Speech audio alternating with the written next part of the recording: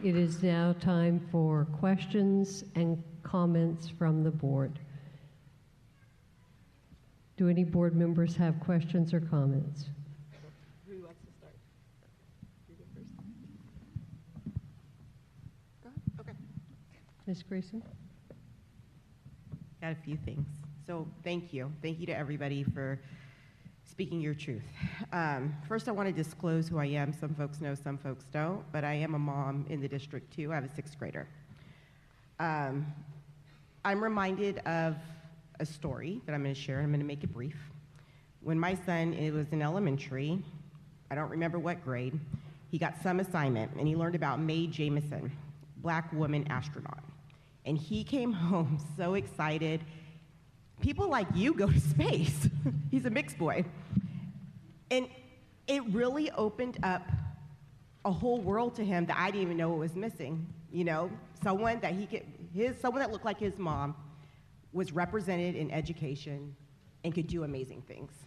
It's a big deal. And I just see a lot of similarities, and I wanted to share that. Okay, so on to business. I do have, thank you.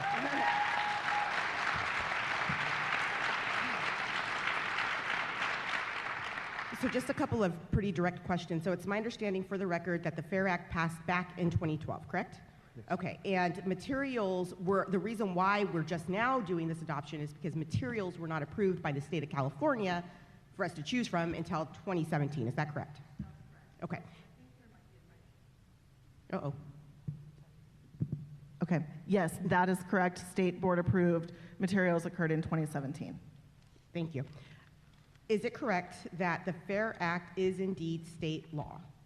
Yes. Okay. If we chose not to adopt, is it correct that we would be breaking state law? Yes. Is it true that school sites would still be required to teach curriculum under the FAIR Act without our guidance? Is that true? That is correct. Is it correct that SJTA, Curriculum and Standards Committee of our district, and staff recommend this adoption? That is correct. Thank you.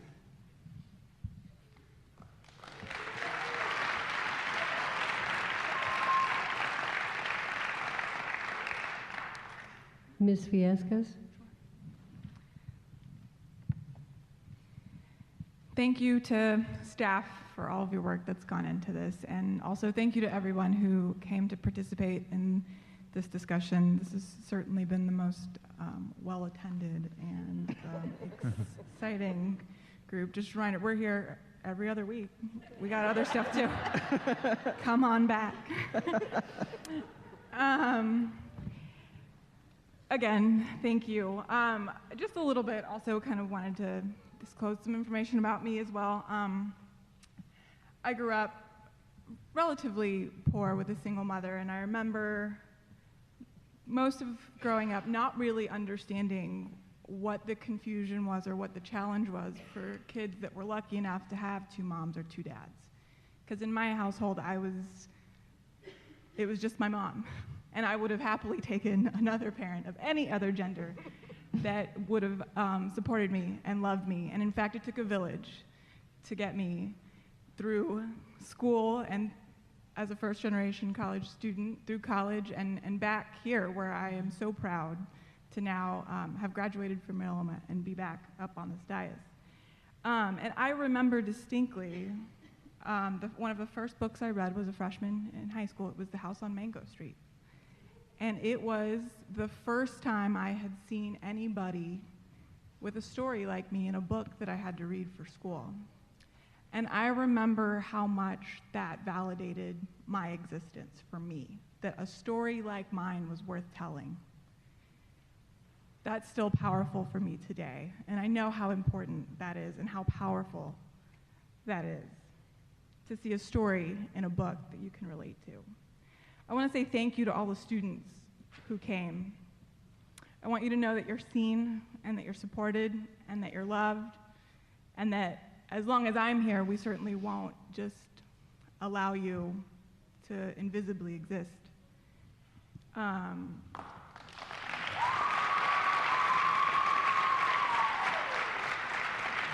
The word tolerance has come up a lot, frankly, on both, from people who are on every side of this issue. the fight for tolerance. I've always questioned the term tolerance. That seems like such a minimal bar to tolerate the people that exist around me. And that's what so many of the individuals that came before me fought for. And I'm here to say, I'm here to fight, and I know that I'm so hopeful that the generation, both with me and following me, is here to fight for acceptance and love, and that requires a lot more work, and quite frankly, that's harder. But the more that we can teach that to our students and our children, the better world we'll live in.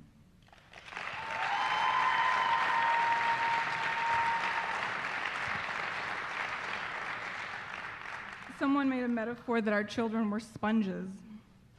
I agree wholeheartedly. Our children are sponges, and it is our obligation and my obligation to make sure that the environment that they soak up every day is positive and loving. That's why I came here. That's why I do the work that I do every day, and I will do that as long as I have the opportunity.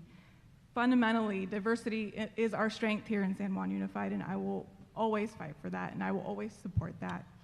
So again, I want to thank you for all of the work that's been done, and while we had this robust discussion here, I'm excited for the next meeting and for the opportunity to vote in support of this. Thank you. Thank you. Dr. McKibben?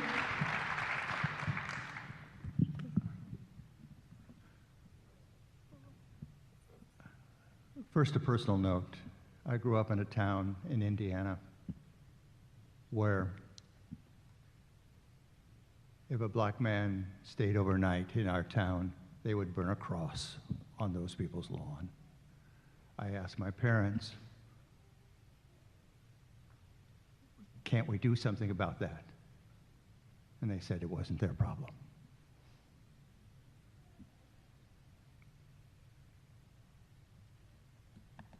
When I went into the Peace Corps, one of the young men that was in the Peace Corps was not allowed to drink a Coke at a drugstore in Annapolis, Maryland. We occupied that drugstore because it was not time to wait. Indeed, in that Peace Corps training, one of the books we read was one by a fellow by the name of Martin Luther King. The title was Why We Can't Wait. Today, our children, we have an opportunity so that our children can see themselves in our history that heretofore haven't been seen. It's our time to make history.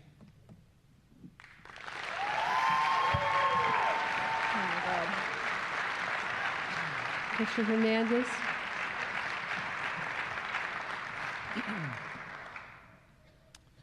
I want to say thank you to all of you who came here tonight, and we are very fortunate that we can come as a community and express our points of view regardless on where you stand on this issue. And I am grateful to the staff who has taken many of my questions because, as you probably know, we have received many calls, many emails, again, from both sides of the issue. And that is great to see. Believe it or not, as a board member, we welcome that. It's the hard part of being a board member is that you vote. And when you vote, you do what you think is best for hopefully our students, our kids, our community, and you in general. But again, to the staff who have, again, taken many of my questions, thank you so very much. We have been very well informed. I hope you feel that you have been informed tonight. And more than anything, I just, again, want to say thank you for all of you who came out here tonight, and you all have been heard, and we appreciate your comments. Thank you very much.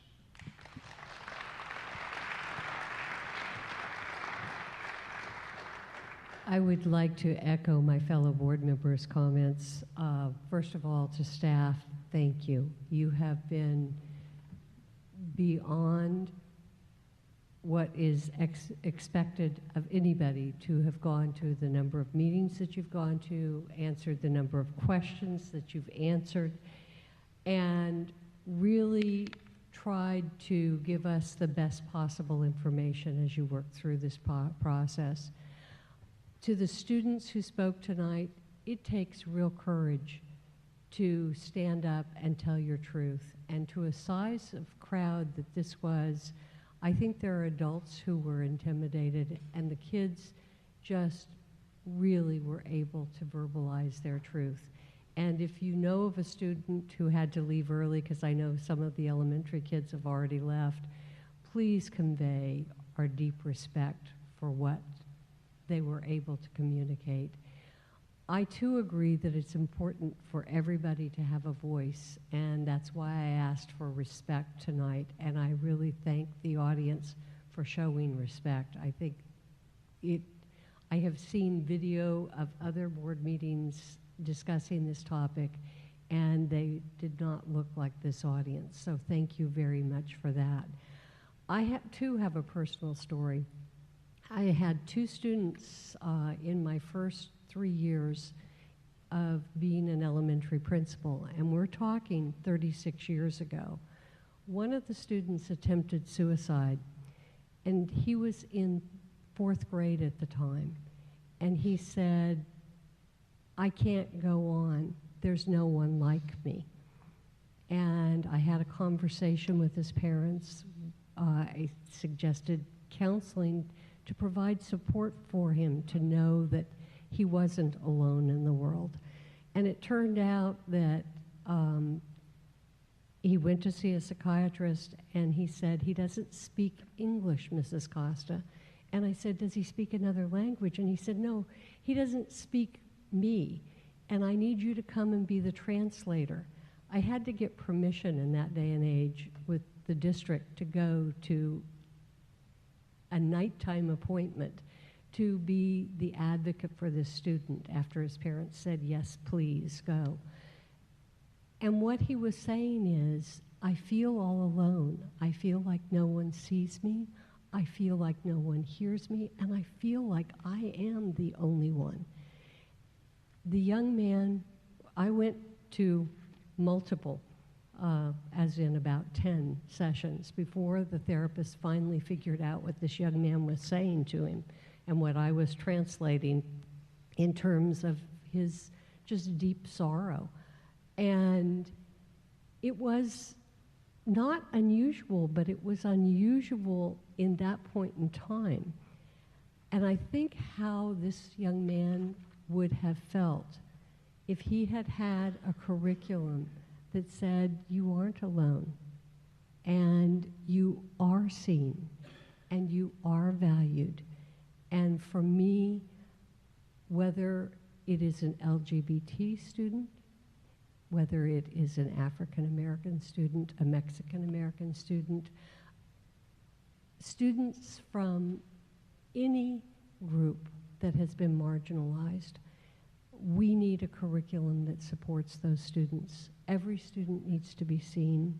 Every student needs to be supported. So I really am so grateful that we've had this opportunity to hear everybody's point of view, and I am very grateful to come back in 2 weeks to vote. Thank you.